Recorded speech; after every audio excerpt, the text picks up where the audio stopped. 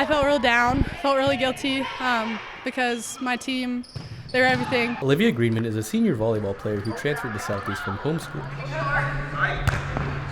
On October 1st of this year, the Southeast volleyball team had their wins vacated by the Kansas High School Activities Association. I think 3 weeks ago, kind of some stuff happened, so got an email, wasn't able to play. It was a really, really hard night. It was kind of between some stuff between just uneligibility and just some miscommunication that had happened. It was really frustrating time. Our records were taken away. It had already been 3 quarters into the season when KSHSAA had made the decision to vacate their wins. They should have gave her a warning or told her next time, but because it was their senior season. We had 4 games left. We were so mad. We were trying to place high for sub-state and all that, and getting everything taken away it just crushed our souls, honestly. We were so sad.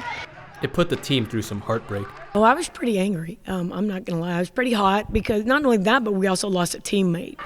When you lose somebody who gels with the team and the team, depends on them and it's exciting and everything like that. The issue at hand, however, was if she was ineligible in the first place, and that is what frustrated the team the most.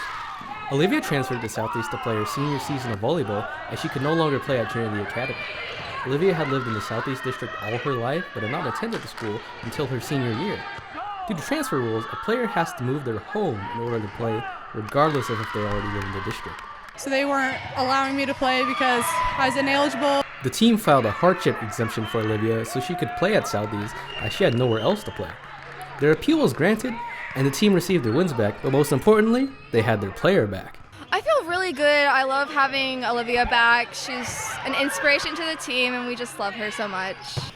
I was very impressed and proud of Olivia because she found a way to still smile, although they took away her season.